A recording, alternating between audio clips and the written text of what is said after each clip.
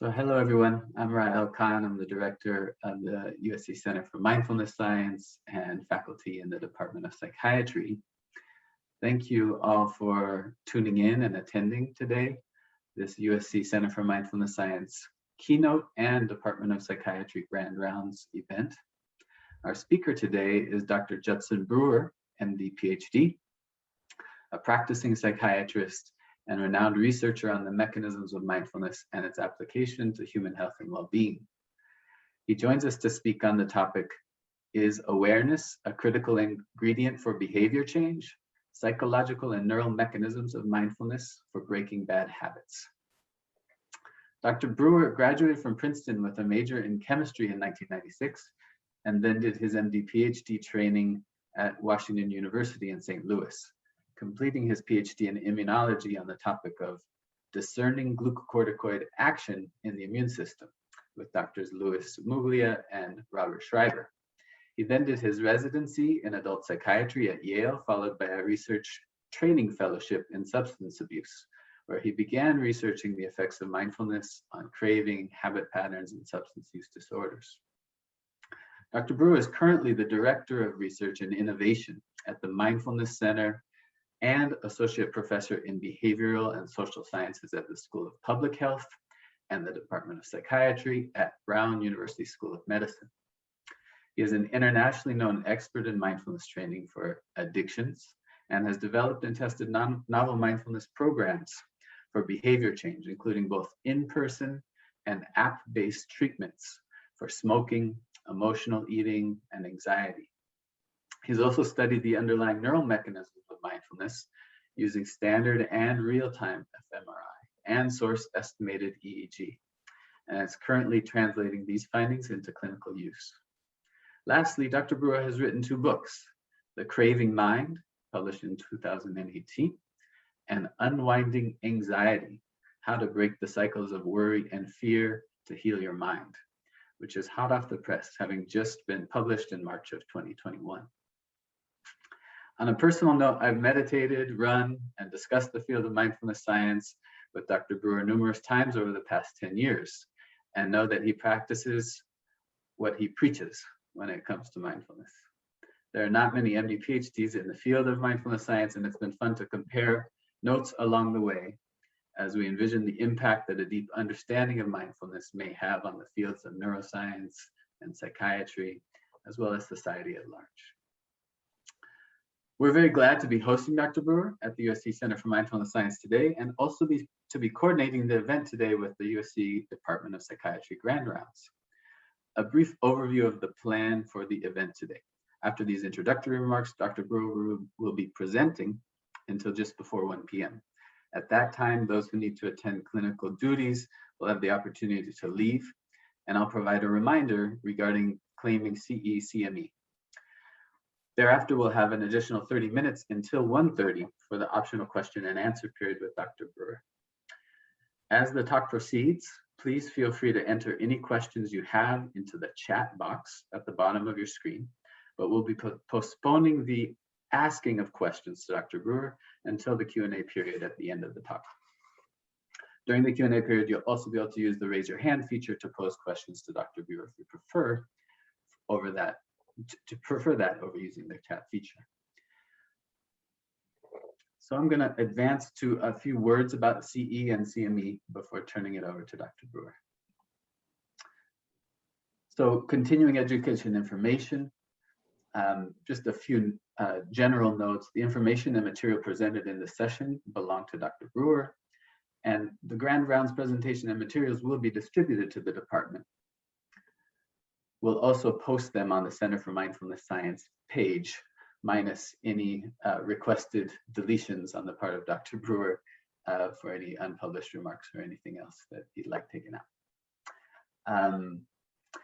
Regarding continuing education information, the Department of Psychiatry is an approved sponsor of CE programming for psychologists, as many of you are likely very well aware. For LMFTs, LCSWs, the California BBS recognizes the APA as an approval organization, and to earn APA CE credit, licensed therapists must be present for the entire length of the program and complete an evaluation. A link to that evaluation will be provided in the chat box by Gretchen, probably right around now, as well as distributed via email for all of those who logged into this Zoom talk using an email account. Today's grand rounds is worth 1 CE credit, and please complete the eval no later than Friday at 5 p.m. in order to claim that credit. The link will become inactive at that time. Regarding CME for physicians, if you wish to obtain CME credit for today's grand rounds, you must both be in attendance for the duration, and we would appreciate participation in the optional evaluation afterwards. It's not required for the CME, but it would be appreciated. A link to the eval will be provided for the CME, a separate link at the end as well. And that's what it'll look like. Okay, so without further ado, thank you so much for being with us today, Dr. Brewer, and the floor is yours. Thank you for that wonderful introduction, and I will jump right in. So just some housekeeping. You can read my disclosures. My lab's been very fortunate to be able to work with Mind Sciences, now part of ShareCare, in some of the app-based digital therapeutics that I'll be talking about today, and all of those conflicts are managed by Brown University. Also, I'm required to disclose, as Dr. Khan already mentioned, that I've published several books for which my publisher gains most of the rewards. But here's the latest one, Unwinding Anxiety, and I'll be talking about some of the three-step process that I talk about in Grand Rounds today, as written up in that book. The other thing I want to just highlight briefly, as you probably can tell from this video, I'm a white male, and there's a lot of misinformation and conditioning that's happened in the medical community, as well as the rest of society, for a very long time. And so I just want to highlight some of my own, if I say or do something that is not inclusive or is due to my own ignorance, please let me know. Here are some resources that I have found tremendously helpful for helping reduce my own bias.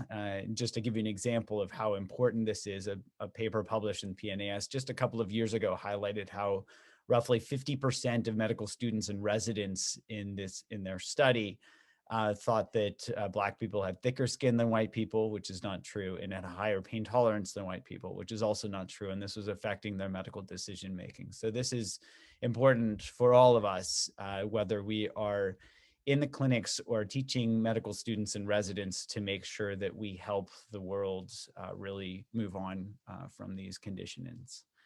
So I'll start with a patient example. A patient in my clinic was referred to me for anxiety, and I'm showing a picture of somebody driving on the highway, because what he described to me as I started taking his history was that he would get on the highway and he would start having these thoughts that he was in a speeding bullet.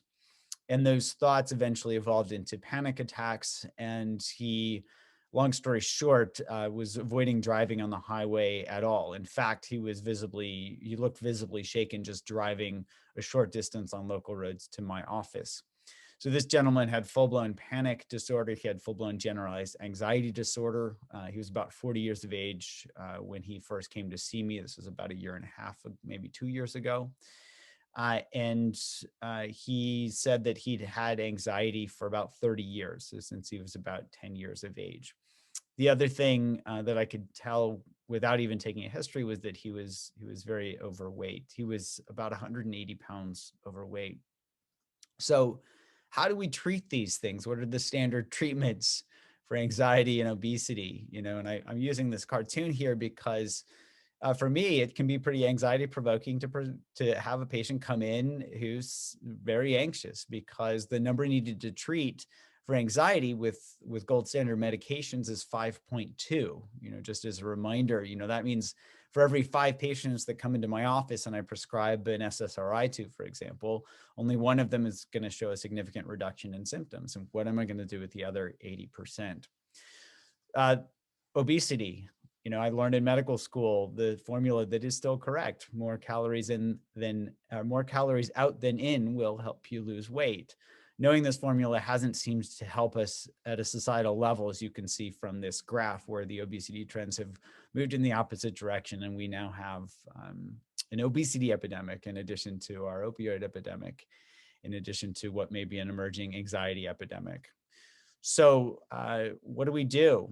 Well, there's this, one of our approaches has really been willpower, just think our way out of problems, whether it's addictions to overeating to anxiety.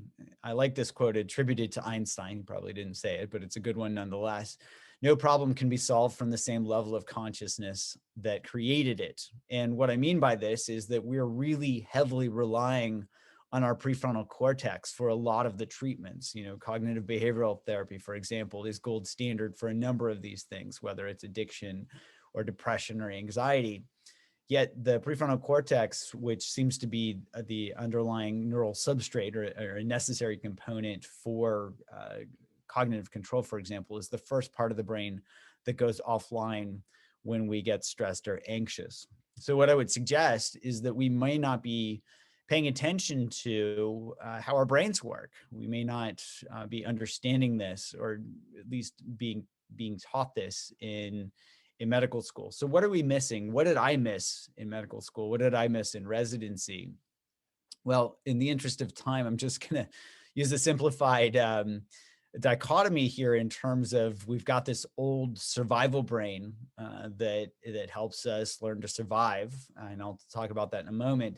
And then we've got this new part of the brain, the neocortex, that is layered on top of the old brain that helps us survive in a different way through thinking and planning.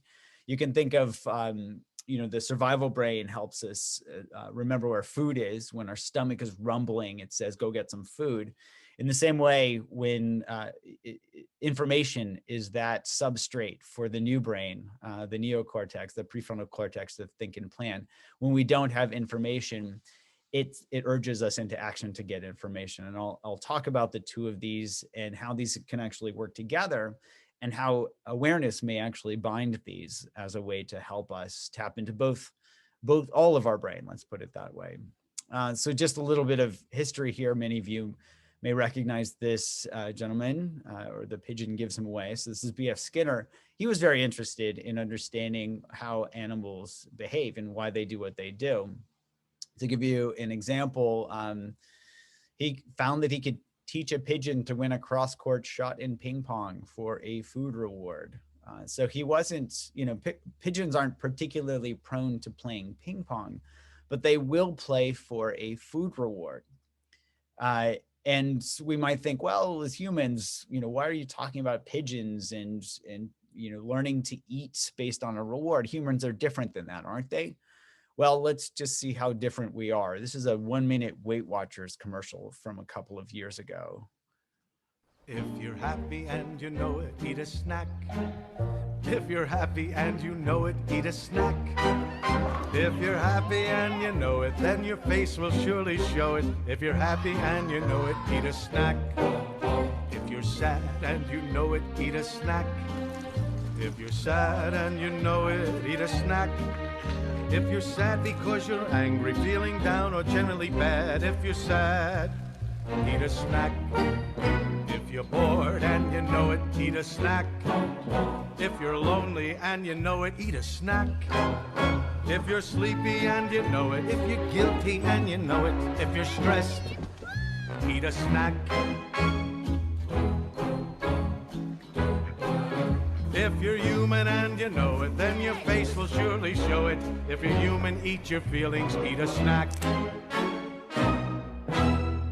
I love that. If you're human, eat your feelings, eat a snack. So what they're highlighting, whether it was Skinner or Weight Watchers, is this process of reinforcement learning. Now, this process has been known for a long time. Ed Thorndike published his first paper on animal behavior back in the 1800s. And what it highlights is that we actually know a whole lot about how we form habits, whether it's smoking or overeating, or even potentially anxiety. And if we can understand this process, from a scientific standpoint, we can study it. If we understand this process from a clinical standpoint, we can help our patients understand what's happening, and we can also understand what's happening so that we can start to provide therapeutic interventions. So for example, my patients with alcohol use disorder, there's this saying, people, places, and things. If you avoid the cues, you're less likely to drink, to which my patients say, duh. And when I look at this mechanism, I can understand where they're coming from, and I can understand how that might help. With other addictions, for example, like smoking, it's harder to avoid all the places that somebody smokes. So here we can provide substitution behaviors. One of the common ones is eating candy instead of smoking cigarettes. We can see how this might be helpful for some people. The problem is that neither of these, avoidance of cues or providing substitute behaviors, neither of these actually dismantle this core loop itself. And that ultimately can lead to problems and likely leads to relapse. So just to summarize this, this was actually set up as this survival mechanism. We only need 3 elements to form a habit: a trigger, a behavior, and a reward or result. And this is set up for our ancient ancestors to remember where food is. They see the food, there's the trigger, they eat the food, there's the behavior, and then their stomach sends this dopamine signal to their brain that says, remember what you ate and where you found it. So it's really set up to help us lay down context-dependent memory. So from a simple standpoint, we can actually get a lot of information, and that information is very powerful. For example, the food industry knows this, and so they can actually engineer things to be food-like to get us addicted. If you haven't read this, this is an old article at this point, but it is a fascinating read if you're interested in really seeing how the food industry does this. Food industry isn't the only industry that knows how our brain works. Social media, great example of engineering the likes and the retweets to get people addicted in this attention economy. So, what I would suggest is there's actually plenty known. We know a whole lot about how the brain works. And with that, with that knowledge comes power. And so just to summarize this part of the talk, knowing information is tremendously powerful, and we can use it for good or for nefarious purposes. So what do we do when we know how the mind works? Well, here is where we can start to study, what it is that might actually help us start to change and change these behaviors and tap into these systems. So my lab has been studying mindfulness training for the last couple of decades. The standard definition that is often put out in the Western world, especially in the medical communities, is Jon Kabat-Zinn's definition, paying attention in the present moment on purpose and non-judgmentally. And the idea here is, if you think about this mechanistically, it's not about avoiding things or substituting things. It's really about, often people describe this wedge of awareness, bringing this wedge of awareness in so that instead of habitually reacting on autopilot, as Kabat-Zinn puts it, we are responding with awareness. So we can skillfully respond rather than just habitually react. Just as an example, I had a patient who came to me to quit smoking. He'd been smoking about 40 years. And we calculated the number of times that he had reinforced this habit loop over the years. And he had reinforced it roughly 293,000 times and hadn't known how his mind worked. He really hadn't seen that process at all. So I'm just going to go through this next part quickly because we published a number of these studies years ago. But the idea is, it seems strange that awareness would be enough to actually change a habit. And what we've done in our studies and in some of our early studies, we would bring people in, randomize them to get cognitive therapy or mindfulness training. And in the mindfulness training group, we would send them home with their first assignment, which was to go smoke. Yet with that assignment, we would have them pay attention. And here's what they started noticing. Example, this person said, mindful smoking smells like stinky cheese and tastes like chemicals. Yuck. And so the idea here is that reinforcement learning or reward-based learning is based on how rewarding a behavior is. It's not based on the behavior itself. If it were just the behavior, it would be as simple as somebody coming into my office and I could say, just stop smoking or just stop overeating or just stop worrying, and they would stop. It's not how our minds work. Our minds work based on how rewarding a behavior is. The more rewarding it is, the more we will repeat it and continue it. So keep this in mind, and we'll go through this more in detail in a few moments. So, just to highlight this, as Yogi Berra put it, you can observe a lot just by watching. And what I mean by this is that we got 5 times the quit rates of gold standard treatment in this first study of mindfulness training compared to the American Lung Association's freedom from smoking. So there is something about paying attention that can really help us change behavior. So what is that? We started looking at the mechanism and had this hypothesis that mindfulness would decouple craving and smoking. The idea is that at baseline, and this has been shown in a number of studies, that the more somebody craves, the more they smoke.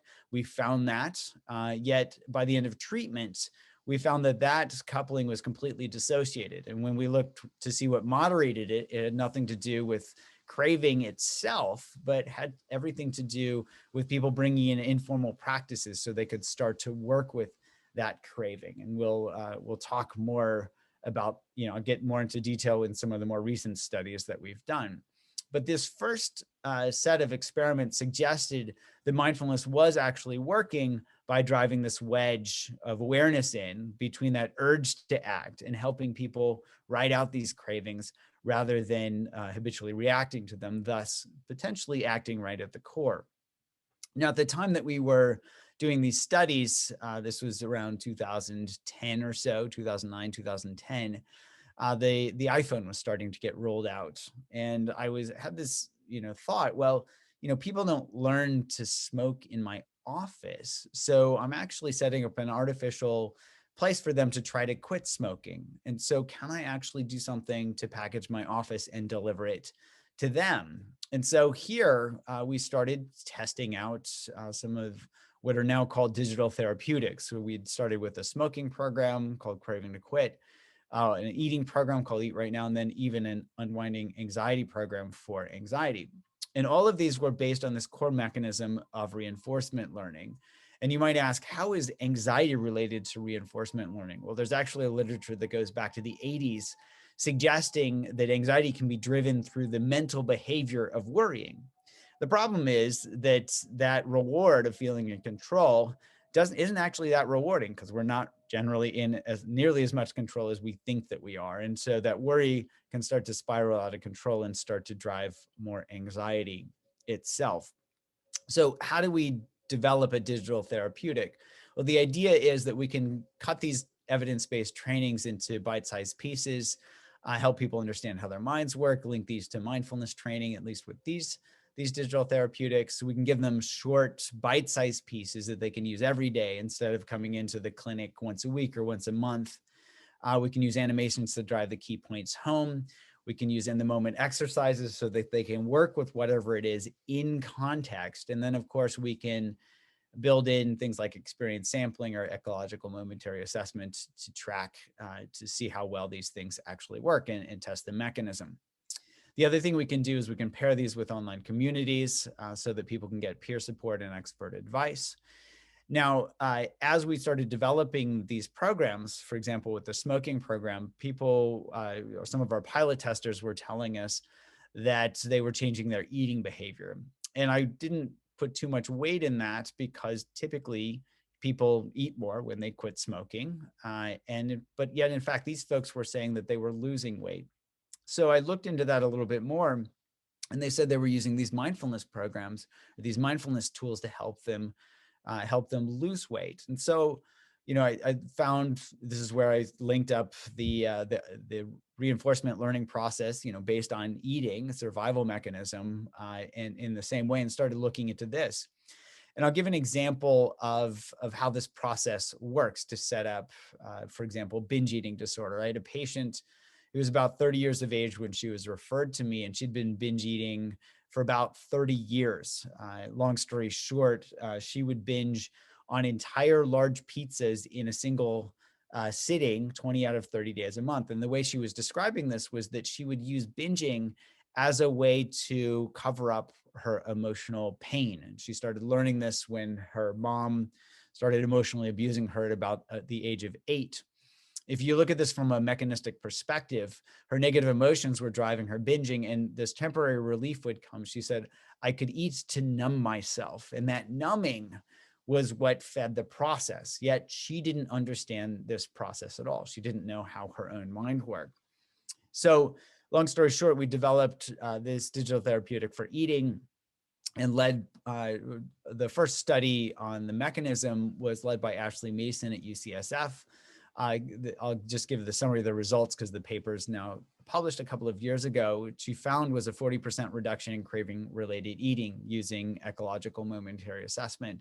She also found that there was a 35% reduction in eating to cope with negative emotions pre to post treatment. I think this was 2 months out. And so here mechanistically, we're starting to see similar things with smoking. Same mechanism as decoupling craving and smoking was shown here, where we could see a decoupling of craving and eating. We then went on to look to see if we could approach anxiety in the same way.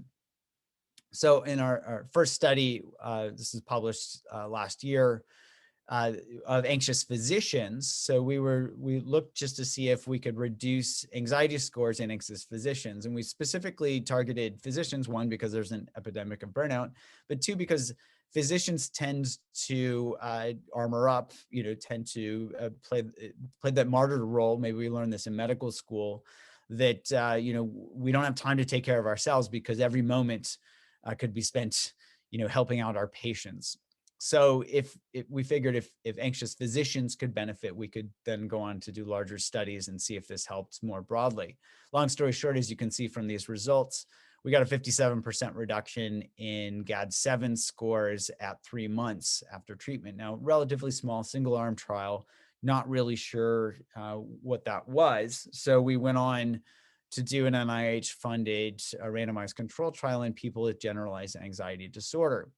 And here we got a 67% reduction in anxiety. And interestingly, you can see a pretty strong differentiation between the active group shown here in blue. This is the folks who got usual clinical care plus the Unwinding Anxiety app, and the group that just got usual clinical care. Now here we did see about I think it was a 14 or 15% reduction in anxiety, which is good if somebody's getting medications or seeing a therapist. We'd like to see some movement, but we didn't see as much movement as when that was combined with the Unwinding Anxiety program.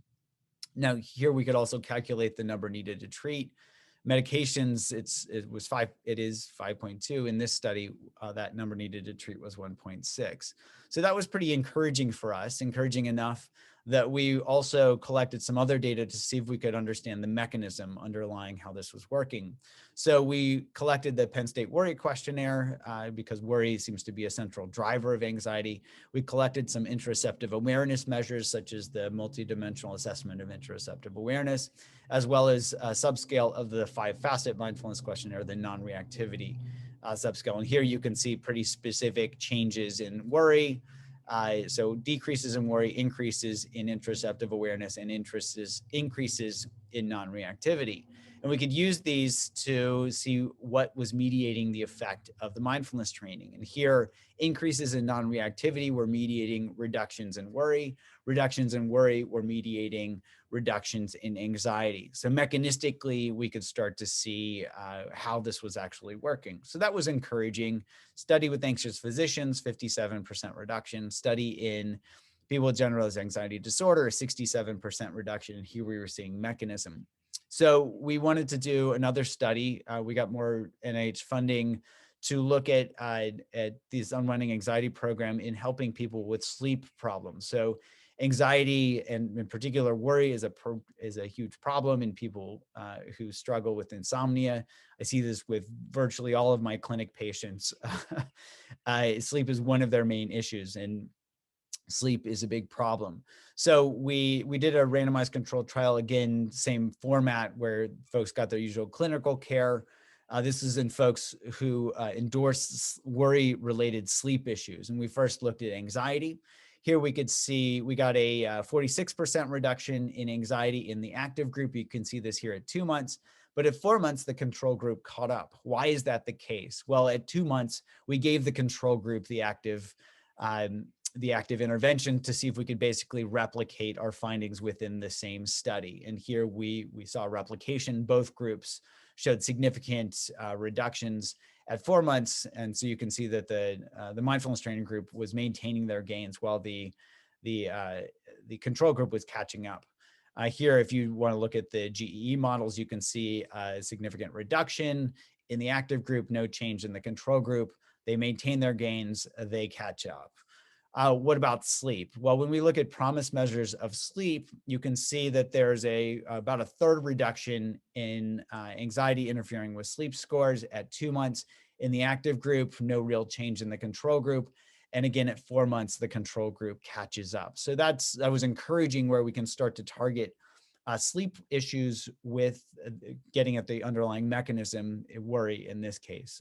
Here are the models, similar thing. We see a large reduction in the active group, no real change in the control group. Control group catches up with the active group at 4 months. Last thing I'll say about this is we can also start to see if we can cluster differentiate individuals at baseline using these measures. So instead of looking at the measures by themselves, we could split each item into its own data point. And then we can use basically machine learning to see if these folks cluster out into different clusters.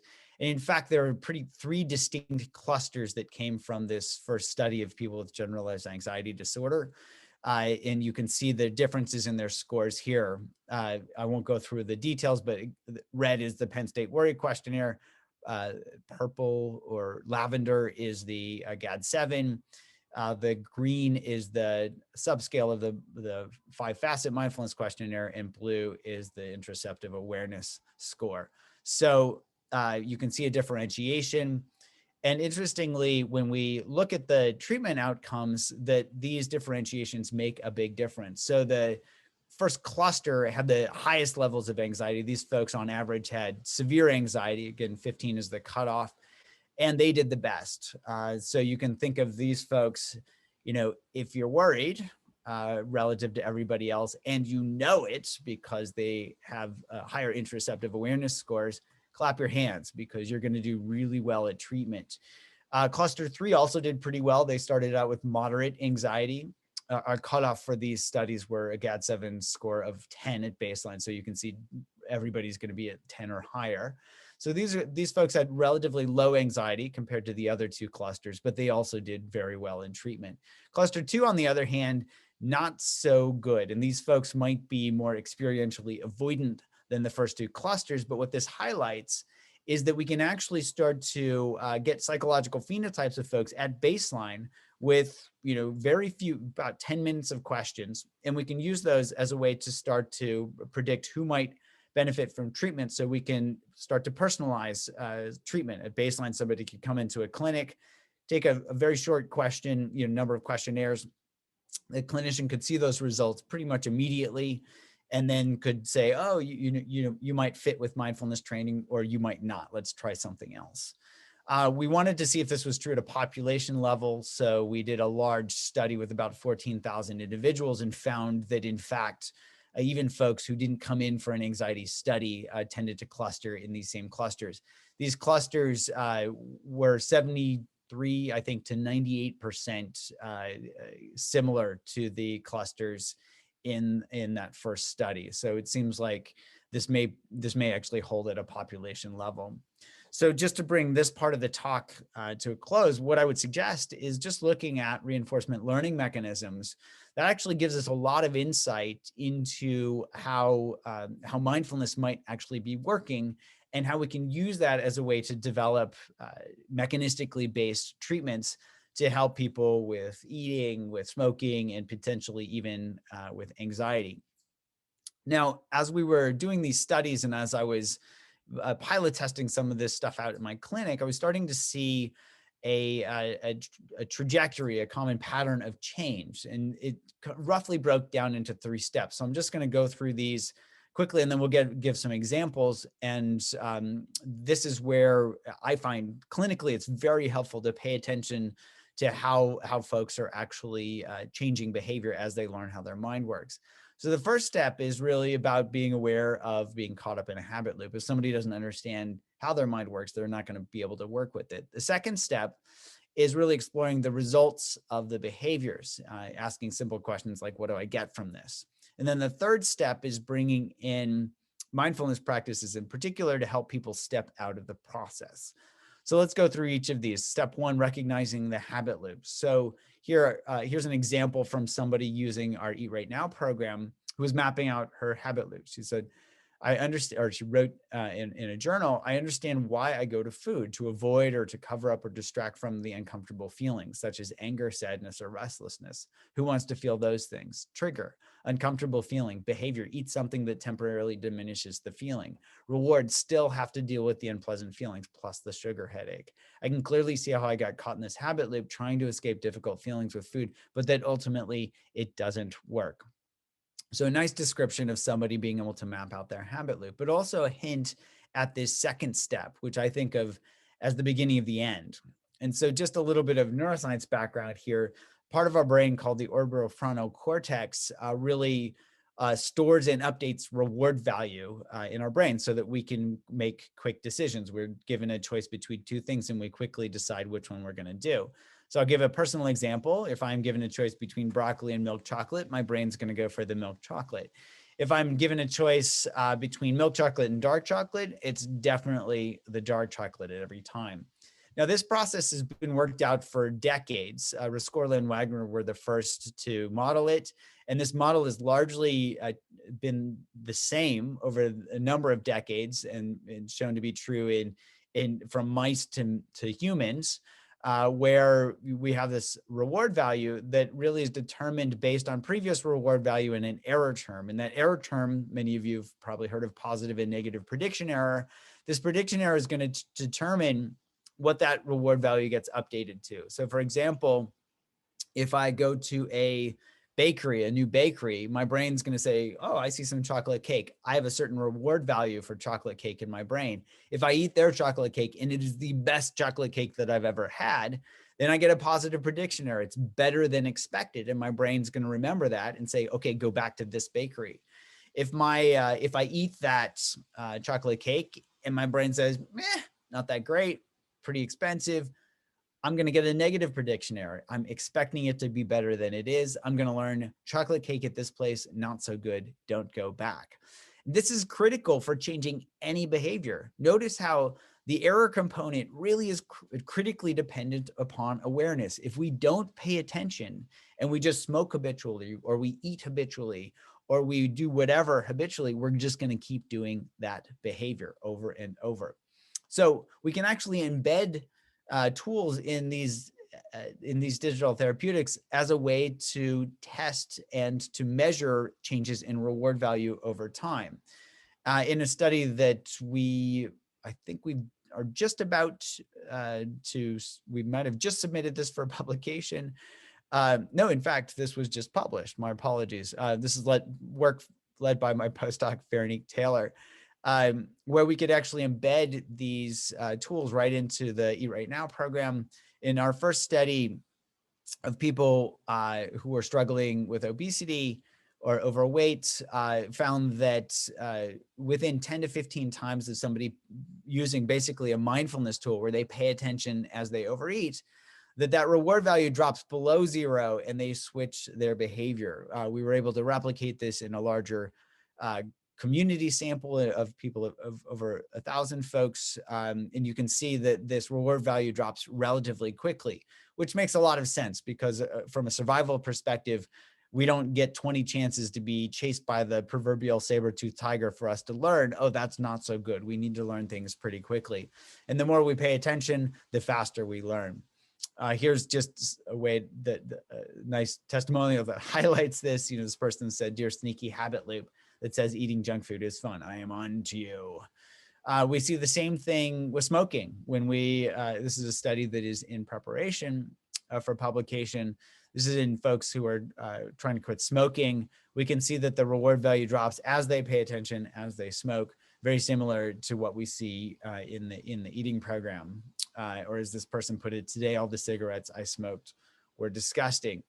So what these first two steps do, mapping out these habit loops and then starting to see how unrewarding the old behavior is, that disenchantment builds the space for our brains to find what I call the BBO, the bigger, better offer, rewards that are more rewarding. Now, we've been focusing on all of these behaviors like eating, worrying, smoking. All of these things tend to reinforce themselves because we have to do something, typically something outside of ourselves that reinforces itself. Well, what if we substituted a behavior that was intrinsically rewarding and something that was always available, doesn't become habituated, like where we don't habituate to the taste of cake or the smell of a cigarette. Here, I turn to Lewis Carroll as my muse, where he writes in Alice in Wonderland, curious and curiouser. And what I'm talking about here is that if we think of mindfulness as this curious awareness, what feels better, curiosity or a craving? What feels better, curiosity or anxiety? And so here I would suggest that we can actually substitute these mindfulness practices, this awareness, this curious awareness for these other behaviors. This is always available and is calorie-free and doesn't perpetuate some of our other habits. Here's an example. This person said, when I first started the program, I didn't quite buy into the benefits of curiosity. Today, I felt a wave of panic, and instead of immediate dread or fear, my automatic response was, that's interesting. That took the wind right out of its sails. I wasn't just saying it was interesting. I actually felt it. I was so thrilled. So just to summarize this piece, and then we'll spend a few minutes on the neurobiological mechanisms. What this suggests is, old behavior: see cake, eat cake, feel guilty or feel bloated if we're not hungry. So see cake, try to resist the cake, and maybe we can resist the cake, but it doesn't feel that great. And for those of you that believe in ego depletion, our ego can get, that willpower can get depleted at the end of the day. Well, there may be a third option with awareness. You see the cake, you get curious about what that craving feels like, and just getting curious helps us write out that craving, whether it's a cake or a cigarette. And in fact, that feels much different. It feels expanded. Curiosity feels more open than that closed down feeling of anxiety, for example. Now,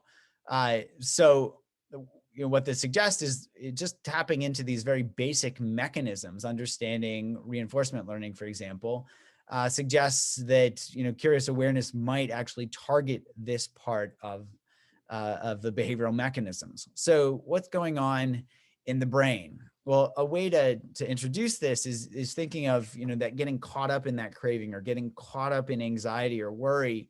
It goes along a spectrum. Daydreaming is one place where we get caught up, where we can easily snap out of it. But stress or anxiety, it's harder to snap out of that. And addiction at the far end of the spectrum, continued use despite adverse consequences. We can even be aware of that, but so caught up that we can't step out. What does this feel like? Well, here's a study from about 5 or 6, now 7 years ago, where this group induced a bunch of emotions in people and asked them to pinpoint where they felt them. And so, for example, with fear and anxiety, they're felt most in the chest, shown here by these heat maps. Well, we all know what that feels like, to be caught up in anxiety. It feels this closed down, contracted, constricted quality. Same with the craving. It feels very closed down, very driven, very restless. Now, if this closed down feeling is common, for example, daydreaming happens about 50% of waking life, we can actually start to map this out in the brain. And here we turn to the default mode network, aptly named because it's what we default to when we aren't doing anything else in particular. And we're going to zoom in on these two hubs of the default mode network, the posterior cingulate and the medial prefrontal cortex. And we're going to zoom in here specifically because we see these get activated over and over with different types of cravings. And I'm saying that loosely here because this was a study done at UCLA where folks showed adolescents their own Instagram feeds, and the only manipulation they made was giving some pictures more likes and some pictures fewer likes. They were able to activate these reward systems like the nucleus accumbens, but they were also found activation of the posterior cingulate, this hub of the default mode network. So this network, this self-referential network, which gets activated when we think about ourselves in the past or the future, also gets activated when we get caught up in getting excited about a bunch of likes on Instagram. It also gets activated when people who are addicted to cocaine are shown pictures of people smoking crack cocaine. It lights up like a Christmas tree with smoking cravings. It lights up as well with people who have pathological gambling, who are shown gambling pictures. And in fact, it gets activated when the more people worry, the more their medial prefrontal cortex and their posterior cingulate get activated. So there seems to be this common mechanism that we would kind of hypothesize as getting caught up in our experience. And we can actually test this because mindfulness training is all about not getting caught up in our experience.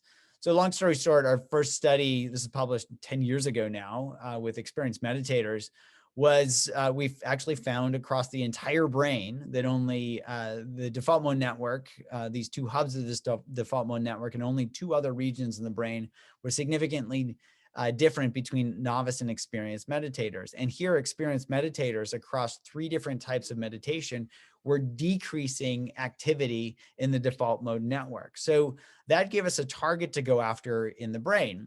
And we could follow this up in a prospective manner. This is in collaboration with Amy Janes at Harvard, who had developed this great smoking cue paradigm, where we could bring people in who wanted to quit smoking, show them smoking cues versus neutral cues. We could measure the relative activity of their default mode network, in particular the posterior cingulate cortex. We could then randomize them to get app-based mindfulness training or the National Cancer Institute's app. We could scan them a month later and see if we could predict outcomes. And here we found that there was a strong correlation between a reduction in posterior cingulate activity and a reduction in cigarette smoking. Yet this was specific to the mindfulness training group. There was no correlation in the NCI group. In fact, we found a dose-dependent relationship in the mindfulness training group, no effect in the control group.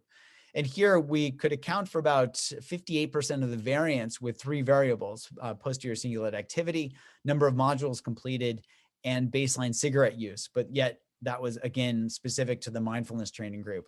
There was no prediction or no counting for the variance with those 3 variables in the control group. So here we're starting to see, I think of this as the holy trinity of research, where we're seeing a proposed mechanism, hypothesis that mindfulness training is going to target a brain region or a brain network such as the default mode network. And then the third piece here is that that's going to predict clinical outcomes, which was pretty exciting for us to see, to bring all of these things together. Now, just rewinding a little bit, maybe, I like to meditate. Maybe I'm fooling myself in thinking that, or biasing our research or results in some way. So here we paired up with a technique that was developed by Zenius Papadermatris at Yale, where we could actually use real-time neurofeedback and give people feedback from their own brains while they're meditating to see if we could really zoom in into their subjective experience and bridge that gap between subjective experience and brain activity to correlate this with correlate their subjective experience with their brain activity. I'm not going to go into the details. We published several papers on this, over about 5 years ago, so you can look those up. But I'll just show you what this actually looks like in real time. We were fortunate enough to have Anderson Cooper do a segment of 60 minutes on mindfulness training. So we brought him into the lab and hooked him up. This is just the next generation of exercise. We've got the physical, exercise components down, and now it's about working out how can we actually train our minds. Dr. Brewer is trying to understand how mindfulness can alter the functioning of the brain. He uses a cap lined with 128 electrodes. We're going to start filling each of these 128 wells with conduction gel. The electrodes are able to pick up signals from the posterior cingulate, part of a brain network linked to memory and emotion. This is all just picking up electrical signal from the top of your head. Since attending the mindfulness retreat, I'd been meditating daily and was curious to see if it had an impact on my brain. We're going to have you start with thinking of something that was very anxiety-provoking for you. Okay. When I thought about something stressful, the cells in my brain's posterior cingulate immediately started firing, shown by the red lines that went off the chart on the computer screen. just drop into meditation. Okay. When I let go of those stressful thoughts and refocused on my breath, within seconds, the brain cells that had been firing quieted down, shown by the blue lines on the computer. That's really fascinating to see like that. Dr. Brewer believes everyone can train their brains to reach that blue mindfulness zone, but he says all the technology we're surrounded by makes it difficult. So just to bring all of this to a close, what this would suggest is not only can mindfulness target these reinforcement learning processes, but we can link these up with related brain mechanisms. And here we can see how, the default mode network may be one of these central players in kind of getting caught up in our experience, and how that caught upness can actually be targeted with mindfulness, with awareness, where we can see how painful it is to get caught up in a craving, how painful it is to get caught up in worry, and how curiosity, for example, can help us start to reverse that process and start to unwind. So just to bring this to a close, how do my patients do? Well, my patient with binge eating disorder, she lost about 40 pounds. But what I remember most from her treatment was that she said, I actually feel like I have my life back. I can eat a single piece of pizza and actually enjoy it. So she's highlighting how it's different about trying to control things or trying to avoid these triggers, but really changing our relationship to these objects. So we can see it's not the object, it's that relationship, and that makes all the difference. How about my patient with anxiety? Well, what I did was I had him start mapping out his habit loops around anxiety, and at that first visit, and had him come back 2 weeks later. And the first thing he said to me was that he had lost 14 pounds. And I was a little startled by that because we hadn't even talked about weight loss at that point. And he said, I was mapping out my habit loops, and anxiety was triggering me to stress eat. And I was realizing that wasn't very rewarding. So I stopped doing it. Well, this patient went on to lose over 100 pounds.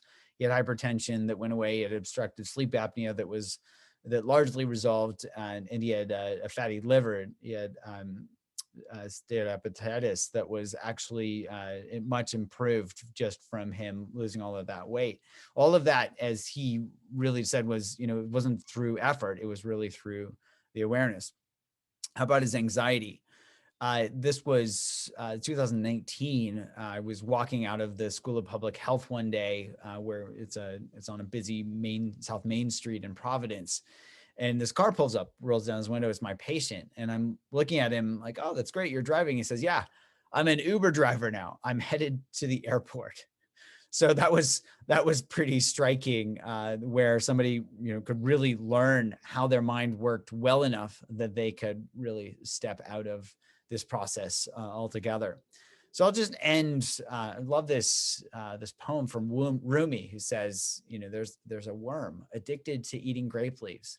Suddenly he wakes up, call it grapes, whatever, something wakes him, and he is no longer a worm. He's the entire vineyard, and the orchard too, the fruit, the trunks, a growing wisdom and joy that does not need to devour. I like this not only because it's beautiful, but it highlights how we can move from this closed, contracted quality of craving or anxiety or whatever, to opening larger and larger into life, and connecting with the rest of our world, and as we develop and grow our wisdom and joy.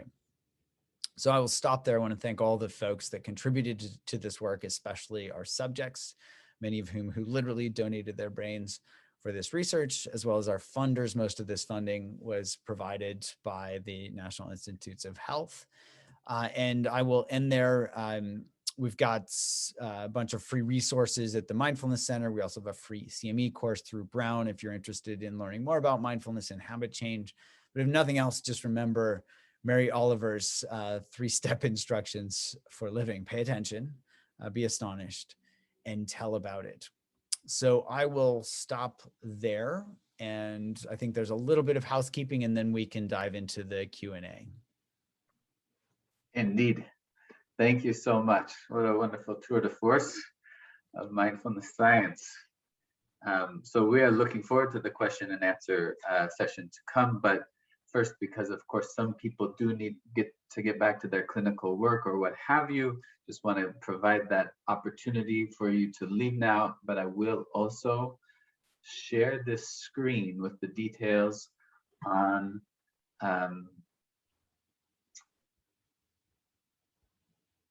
obtaining the, sorry, just 1 second here, obtaining the CME and CE credit. So this is both a QR code that you can screen capture with your phone, or a link. And if you look in the chat, you'll see also Gretchen has posted this there. So here's that screen. Just put it up for a few seconds for those who might need a reminder.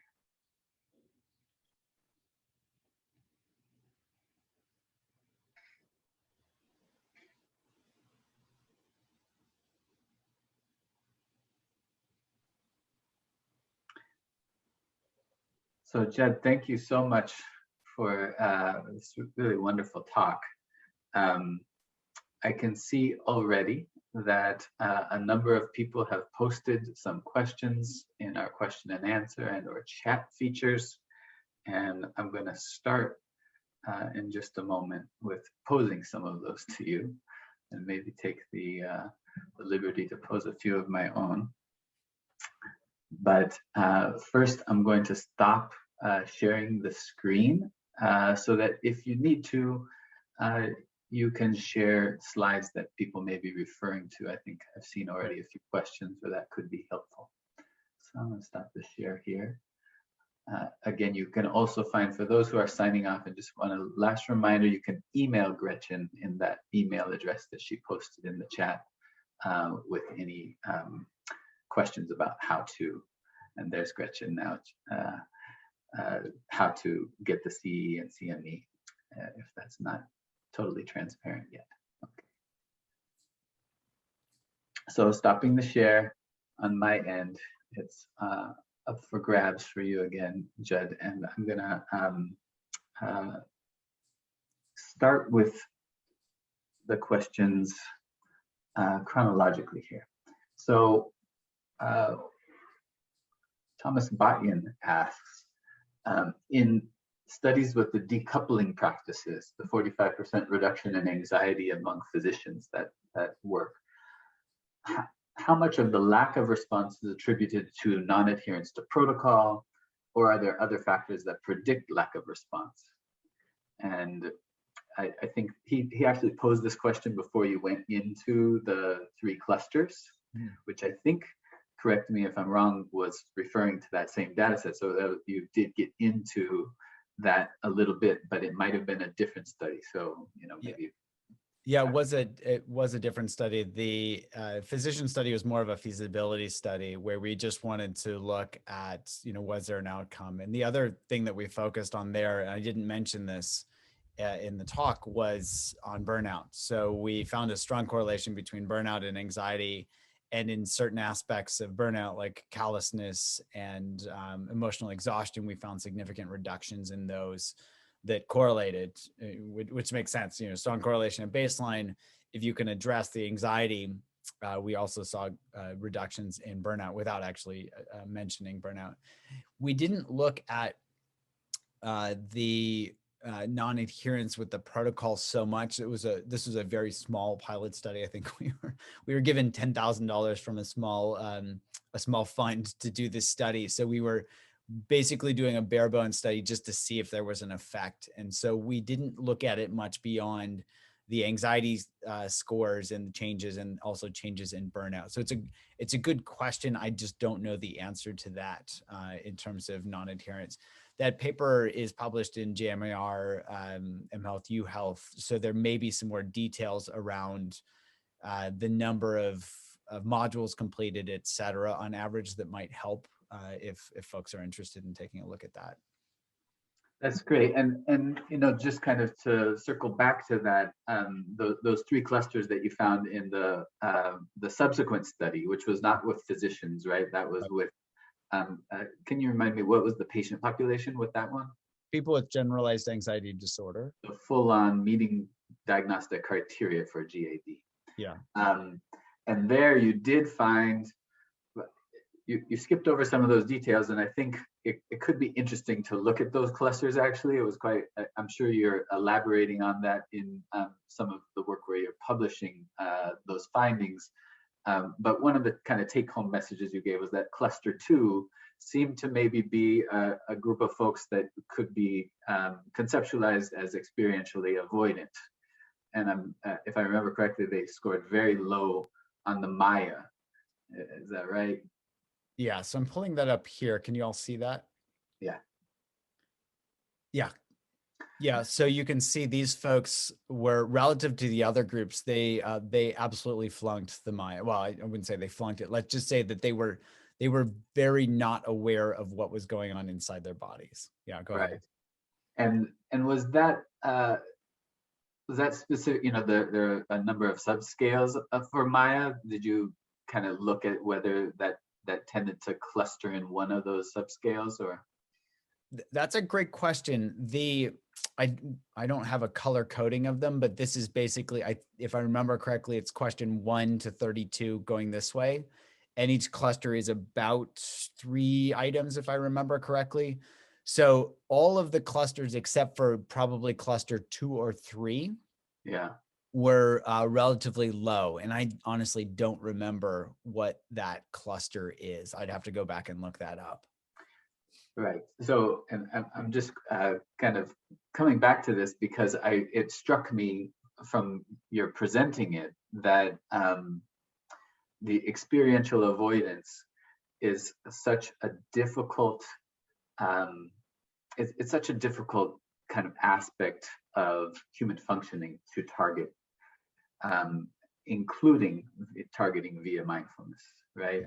And I don't know if you have personal anecdotes or stories about people or your self-experience that might be related to that, but I certainly have met folks and even experienced it to some extent in myself, that some of those areas where experiential avoidance are one of the biggest kind of contributors to suffering.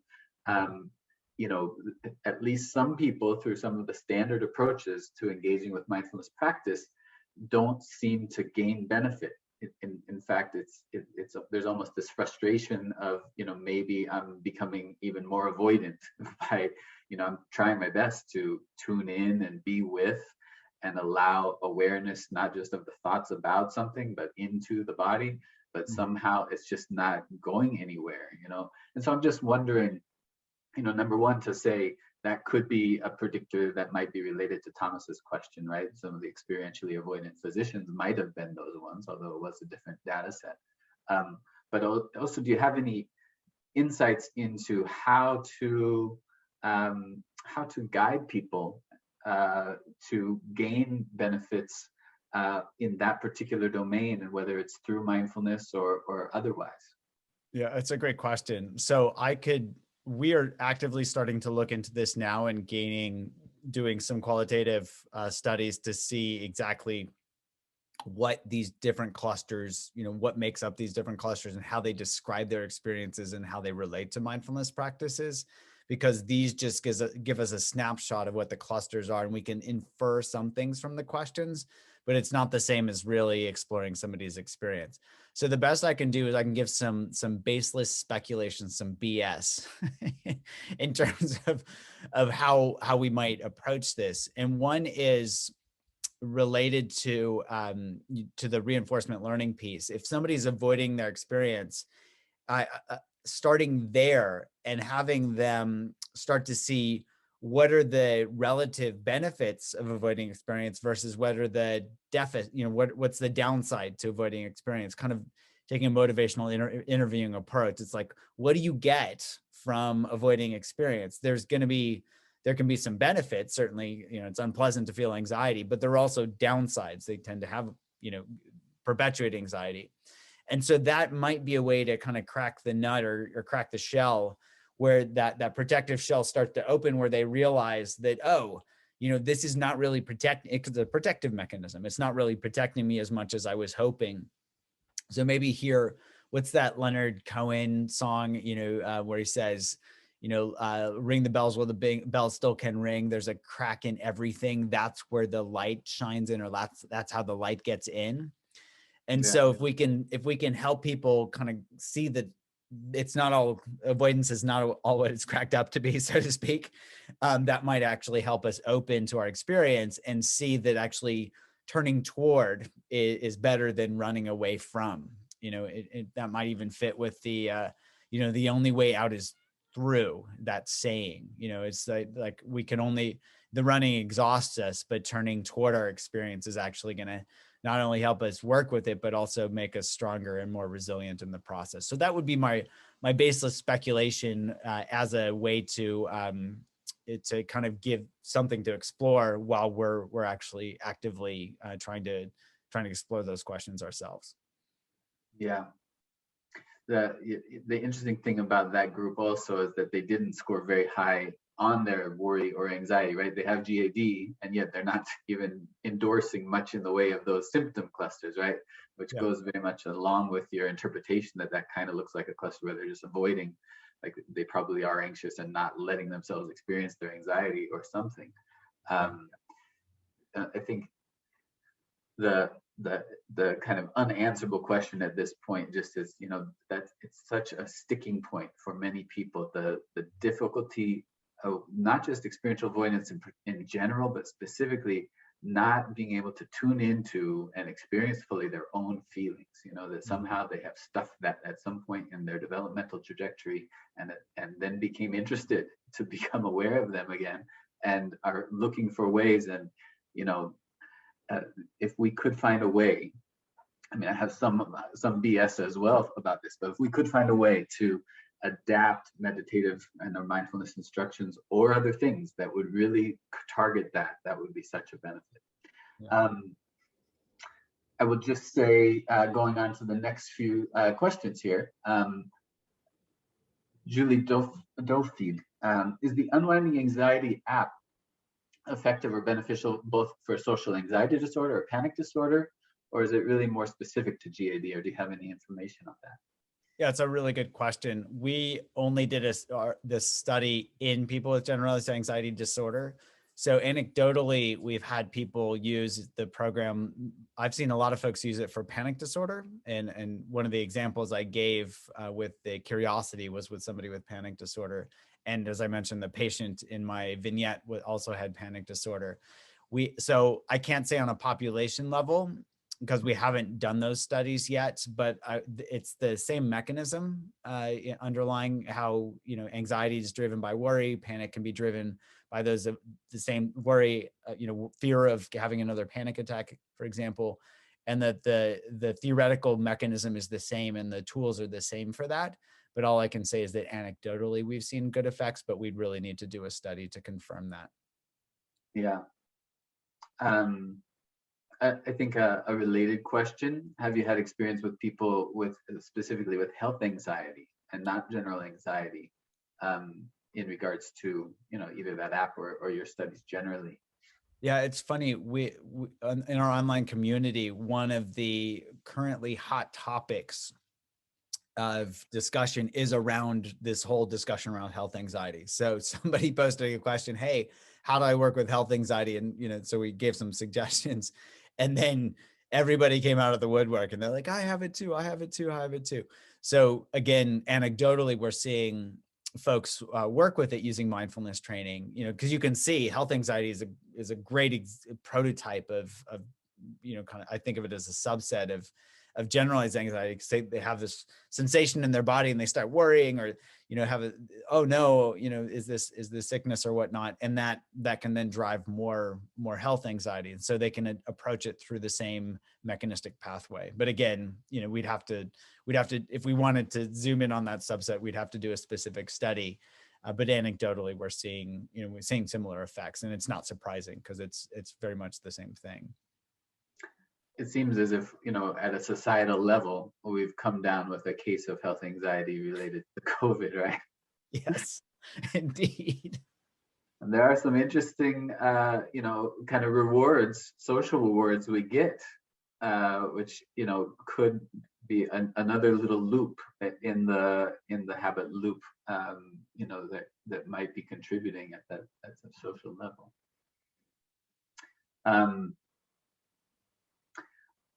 One of our anonymous attendees,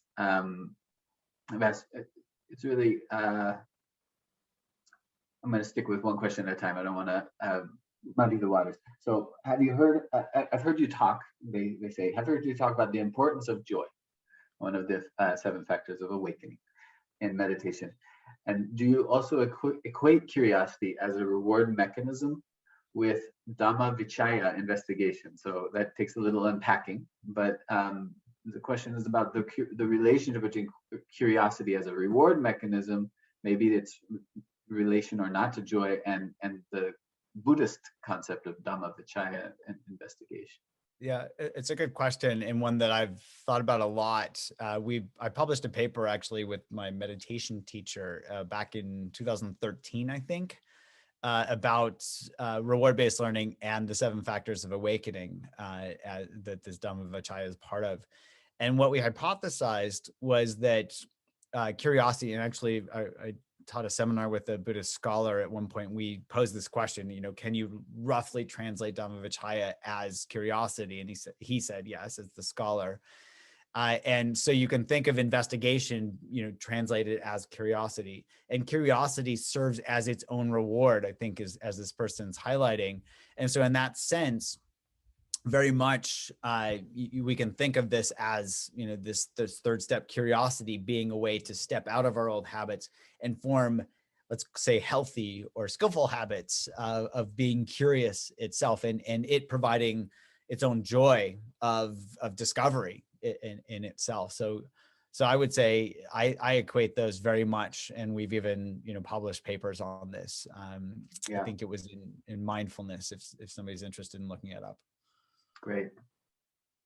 And we have a few people who've commented, questioned to what degree there is overlap between the methods that you're investigating in these mindfulness investigations you're overviewing and ACT protocols.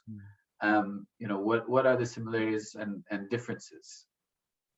It's a great question. I'm not formally trained in ACT, and it's been a while since I've talked to Steve Hayes, but we've had some really fun discussions around this, because as folks that are trained in that know that ACT incorporates mindfulness components. I think it has 6 core elements, if I remember correctly, and one of those is mindfulness.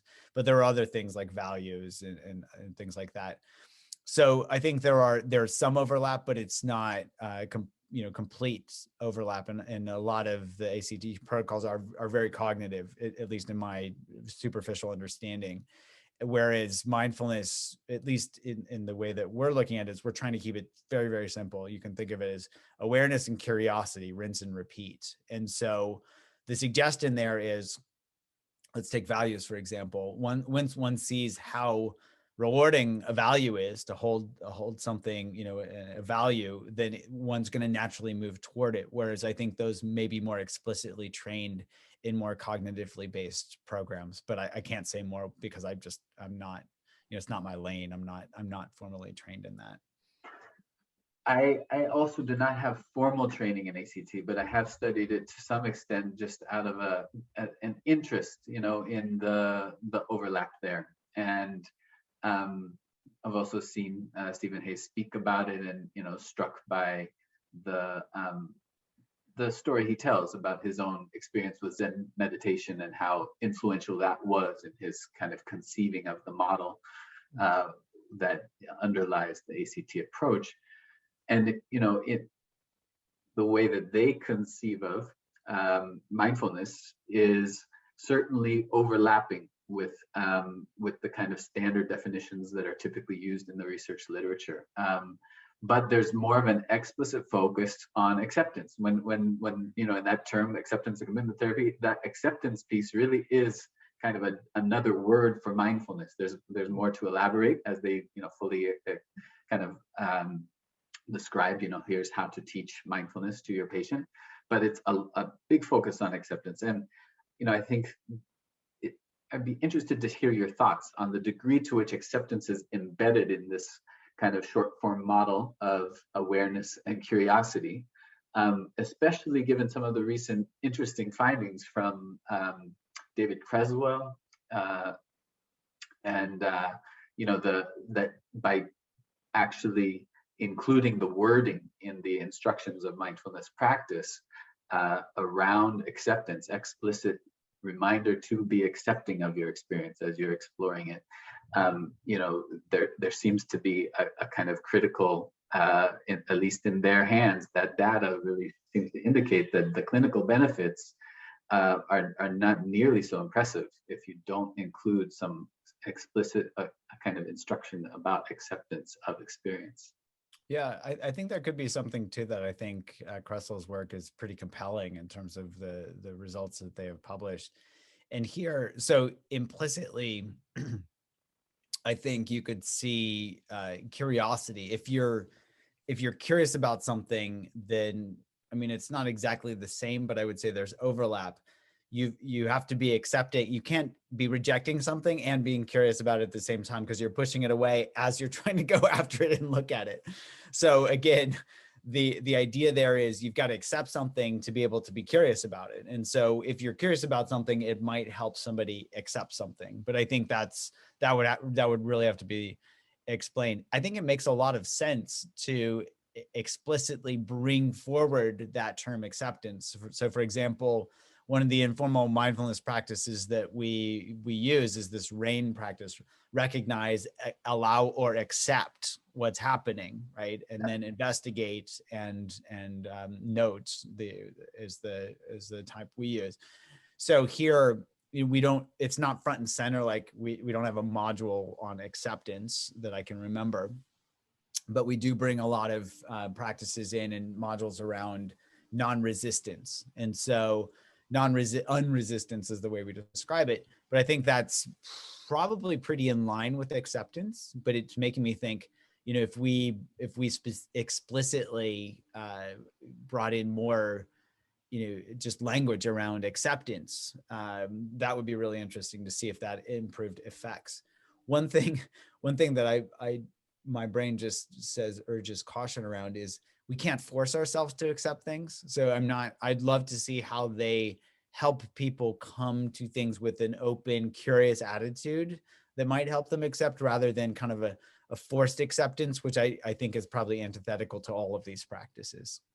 Yeah, I think, and the other, shadow side of acceptance is the over acceptance, right? And this may kind of bleed into that whole question of, for whom are mindfulness practices most beneficial, and whether there's some adaptation of mindfulness practices for some. But, for people who really struggle with procrastination and kind of inability to act on, in the ACT language, their commitments, their sense of what they really want for their life, that, adopting this kind of accepting and curious, that's the interesting thing too, for me, is that curiosity it emphasizes more the kind of active engagement with experiential kind of realities, whereas acceptance, as powerful and important as it can be for so many, it can also kind of be a component of kind of a sense of just accepting to the point of being defeated by the sense that you don't have control over this aspect of your life that you're wanting to gain control of. Yeah, that makes a lot of sense. Like a passive acceptance, like, oh, this is my fate. Oh, right. As compared to, oh, here's, that oh signifies even a kind of a little bit of a resistance or turning away, whereas the oh to me signifies curiosity. So I could see a curious acceptance, right, as compared to the defeatist or the passive acceptance as well. Yeah, that's very interesting. Yeah. We're gonna run out of time before we get to everything, but let's try to get to a few more here. Can you see awareness and mindfulness relating to anxiety and habits being a more primary motivator in the future for people seeking help?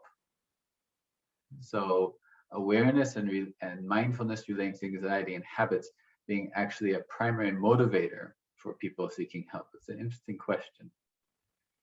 Yeah, if I'm understanding it correctly, what my brain turns to is the marketing, the marketing industry where they look for pain points to sell pain Right. relievers.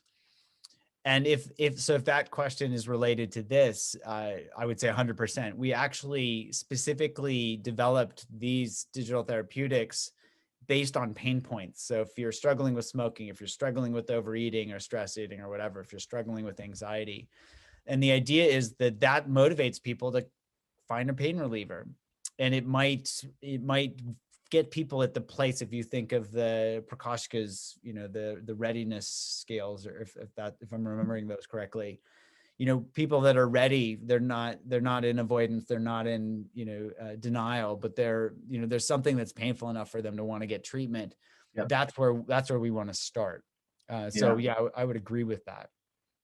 Yeah, and I think what that questioner is bringing up and you're pointing to is that as awareness, general awareness within culture of lack of awareness being a sign that maybe things are amiss, and people may start looking for help for that. Whereas to now, I don't think it's been a common, it's not commonly what brings people to help in a psychiatric or psychological clinic. It might be a thing that has brought people to spiritual practice for a long time on some level. Absolutely. And that, I think, dovetails with this other question from Caroline Hensley. What do you think is the biggest obstacle in advancing, expanding, and popularizing mindfulness training as a treatment option? Wow, that's a great question. I would say, so one of the things that comes to mind is the popularization of mindfulness, and especially I see this, at a large level with apps. And so I'm saying this, it's ironic because we are developing apps in digital therapeutics, but I think there are a lot of commercial efforts that have gotten kind of ahead of their ski tips, so to speak, gotten ahead of themselves in terms of wanting to get these things out there to people, and then start making some scientific claims or clinical claims that may not really be backed up by science. And I think that's going to backfire. And then people are going to get confused as to what works and for whom and whatnot. So I think that's one of my concerns is from a clinical perspective, that's going to be one of the biggest hurdles. Is it just takes time to do clinical studies, and it takes effort, and it takes interest in doing that. And we have to be patient in the process and really encourage folks to do good clinical studies, to see what works, how it works, and for whom. And if it doesn't work, to use that not as a failure of the app per se, but as a learning opportunity to say, okay, why didn't it work, or how can we make it better? And folks iteratively, make the programs better especially if they're looking to do specific clinical things as compared to just popularize mindfulness, for example. So I would say that's the top one that comes to mind for me. I could probably think of others, but in the interest of time, maybe that I'll say that that's the biggest one, but it may not be. Yeah. If I think more about it. Yeah, I think there's a rich kind of discussion that is somewhat difficult and multi-layered to be had in regards to more societal forces that are kind of running very contrary to some of the working models and assumptions of mindfulness as a good, as a human good, and just have very different models for what what are the basic kind of fundamentals of human nature and what the good for humanity is. And so it feels to me that there's some kind of social structural alignments that the mindfulness movement, so to speak, is running up against, and that will play out in ways that will be very hard to predict. Yeah, absolutely. So one question from a research assistant of mine, actually, Emily Petrucci: is the goal to have these apps available to the public or used only in the context of therapy? What is the path to implementing and disseminating digital therapy of this kind with mindfulness resources, data analytics, and online community, etc., to the general public and not just in the research setting? Yeah, that's a great question. So my ultimate goal is to try to help people, as much as possible in whatever way possible. And one reason that we got interested in digital therapeutics was that they can be disseminated at low cost to anybody with a smartphone. And we've even seen, there's still misconceptions around who owns smartphones and whether it's, just white people basically. But it turns out, we were just looking at these data. It doesn't matter what your racial background is, whether somebody's Black or Latino, Latina, or white. The smartphone ownership is about the same. I think it's around 83 to 85%, at least in the United States. So that's promising in terms of, being able to disseminate these treatments to everybody, not just to the privileged. The other there is, we see a lot of issues coming up around equity with people of color in particular, who aren't treated the same way as white people when they go to see a doctor. And I think if done well, digital therapeutics can help with that, because there's less of a stigma, and also honestly less of a concern if somebody's of color, that they're going to go see a white doctor, and that white doctor is going to treat them the same way or take them seriously or whatever. So I think they can reduce some of the barriers to treatment, which I think we need to reduce those barriers in any way possible.